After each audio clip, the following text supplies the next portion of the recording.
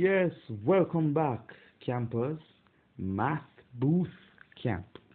Yes, from our last video, we were looking at the types of matrices, and we're going to continue that.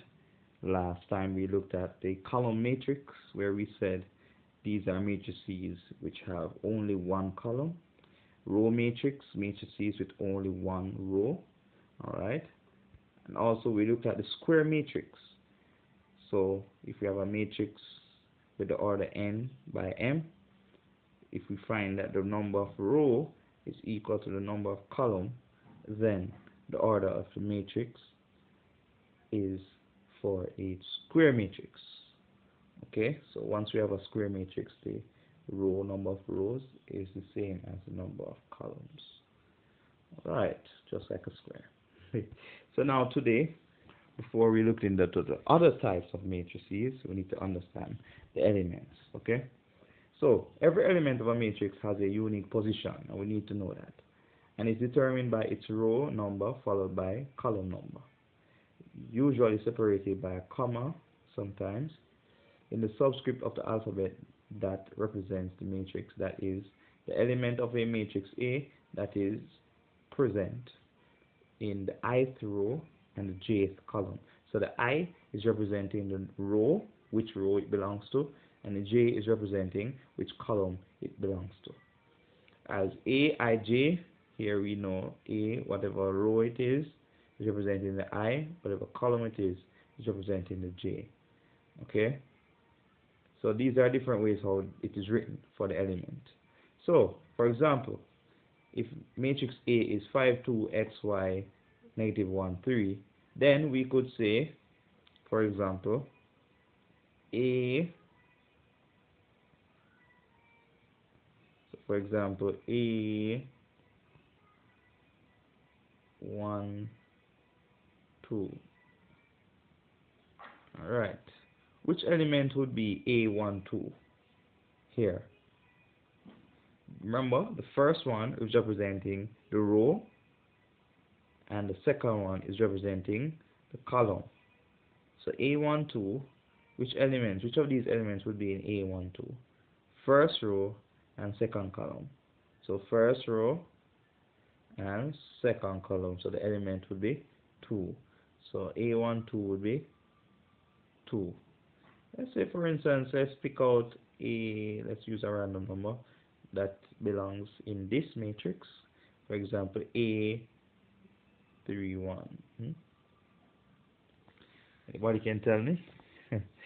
Look, A31. Remember, the first one represents the number of row, which row it belongs to, and the second represents which column it belongs to. So this belongs to the third row and first column. Which element belongs to the third row and first column? 1 2 3, third row, and 1 2 columns. So this is the first column. So third row and first column, the element is negative 1. So that's basically it. Alright, so basically we could rewrite this and say the elements of A, you could say this one is A 1 1, A 1 2, A 2 1, A 2 2, A, let's erase this, get some space there. So that would be A 3 1, A 3 2. Alright?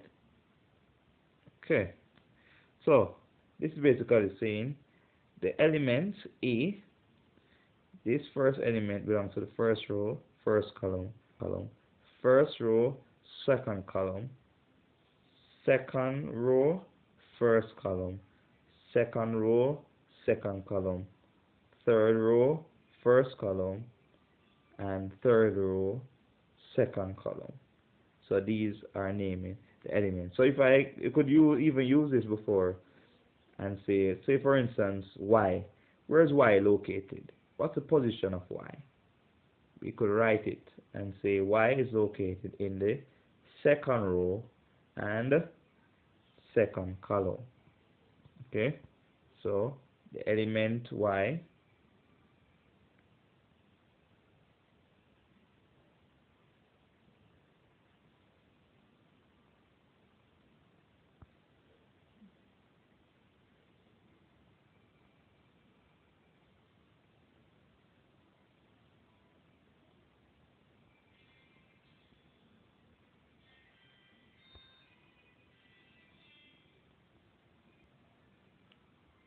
second row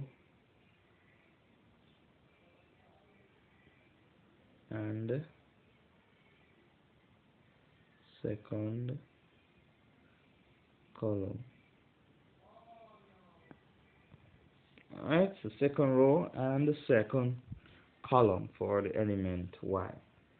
Okay, and if you want to write it as a small subscript like this, we could say that y is equal to a to 2. Some persons write it like that. Alright, and that's actually telling us about the matrix A and where y is located. Alright. Okay, so now we understand the position of the matrix.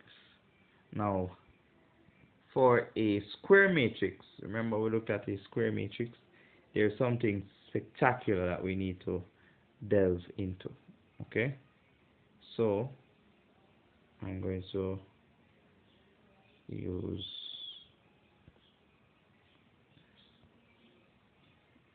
alright, so let's draw a square matrix here. So say for instance a 3 by 3 matrix.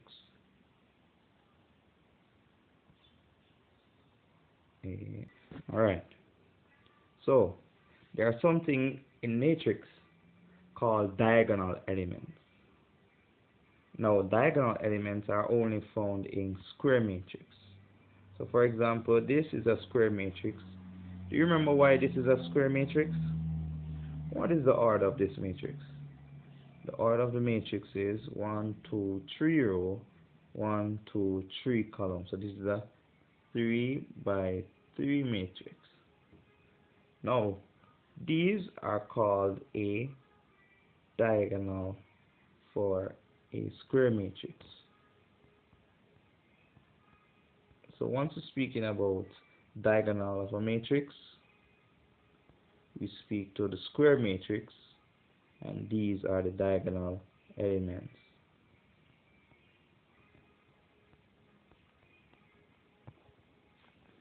So these are the diagonal elements. Now what do you notice about the position of these elements?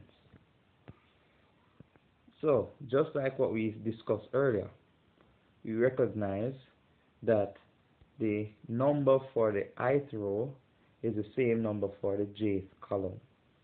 Alright, so in other words, once we identify the diagonal elements, we recognize that the number representing the row is the same for the number representing the column. So once the row and the column, the position for the row and the column are the same. Alright, so first row, first column, second row, second column, third row, third column. Those are diagonal elements. Alright, very important for us to know what diagonal elements are. So now, with that said, let's look at next type of matrix. So we looked at square matrix before. Now a diagonal matrix. A diagonal matrix, it's first a square matrix. So in order for it to be a diagonal matrix, it has to be a square matrix. Look at this matrix here. The order for this matrix here is a 2 by 2. The order for this one here is a 3 by 3. So first of all, in order to identify a diagonal matrix, it has to be a square matrix. So it's a square matrix, alright, if its non-diagonal elements are 0. Alright, so once you have a square matrix and the non-diagonal elements are 0, then we have a diagonal matrix. So let me highlight the non-diagonal elements. So these are the diagonal elements, right? Remember we discussed that just now? So these are the diagonal elements. So once we speak about diagonal of a matrix, we're speaking about those elements of the square matrix. So if you look at all the other elements that does not belong in diagonal, you notice what number they are. 0. Very good. So those elements are zeros. And once you have all the other elements outside of a diagonal being 0, it is therefore a diagonal matrix. Alright, so a diagonal matrix it is. Alright, so I hope that is clear with you all. So we have that. Now let's look at the next type of matrix. The next type of matrix that we have here is a scalar matrix. So a scalar matrix is a square matrix, but we need to bear in mind what the specialty about a scalar matrix is, that it is a diagonal matrix, said to be a scalar if all the elements in its principal diagonal or main diagonal or leading diagonal, so leading diagonal or main diagonal, are equal to some non-zero constant. So once we have all the elements, okay, in a scalar matrix, we have, first of all, it being a diagonal matrix, but all the elements in the diagonal are the same. So for example, here are two nice examples for matrix B. So I and J, okay, so the I row and the jth row, if they are not the same, all of those must be 0. And also the elements with the same I and j, if they are equal, they must have the same constants. Okay, so for example, this constant here is -1, -1, okay, 3, 3, 3, the same number. So it's that scalar. Alright, very well.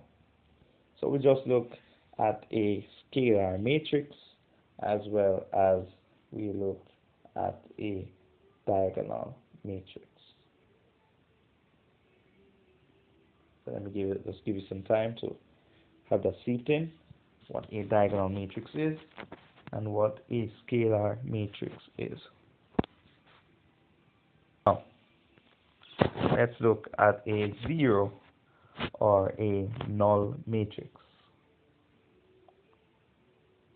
Now, a zero matrix is simply a matrix where all the elements are 0. So there it is. So here are some examples. Yeah? So there you have some examples. So a matrix is said to be zero matrix or a null matrix if all its elements are 0. Yeah. So those are two examples. So 0, 0, 0, 0, 0, 0. So this is a 2 by 3 matrix. That's also a null matrix. So once all elements are zeros, it is a null matrix. So there we have several examples. Alright. And then lastly, especially, we're going to look at a unit matrix or identity matrix. Okay? Now, unit matrix or identity matrix is simply a diagonal matrix where all its diagonal elements is 1. So in order for it to be a diagonal matrix, we cannot have, for example, 1, 0, 0, 0, 1, 0. Does this have a diagonal? Would this matrix have a diagonal, people? Look. Remember what we said about a matrix having a diagonal. First, in order for us to identify it, diagonal elements, they must belong to the same row as the number of columns. Right? So here, first row, first column, second row, second column, third row, third column. Okay? These are diagonal elements. So, answer me then. Does this have a diagonal? No, it doesn't. Because first of all, even though this is the first row and first column, and this is the second row and second column, this is not a square matrix. So in order to identify a unit matrix, we have to first note that it needs to be a square matrix or a diagonal matrix. In order for it to be a diagonal matrix, it has to be a square matrix based on what we said earlier. Alright? So, what is a unit or identity matrix? So let me just give you an example of it and you will tell me.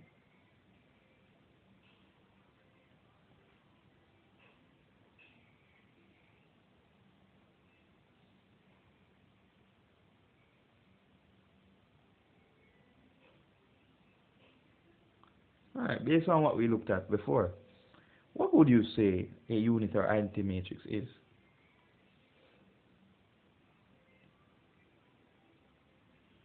So it is a square matrix, you could say that.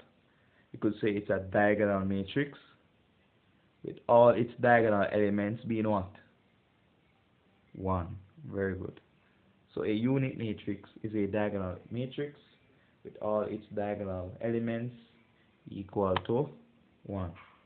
Those elements are equal to 1. So this is the mathematical language, alright, for the elements belonging to the no more simpler. So these we looked at the types of matrices. We covered all that would relate to the C6 syllabus, and also it is important for us to know the types of matrices and understand the order of matrix before we start adding matrix, multiplying matrix, multiplying by scalar, finding inverse and all of that. We actually know the types of matrix. Thank you, campers. Math Bootcamp it is. See you next video.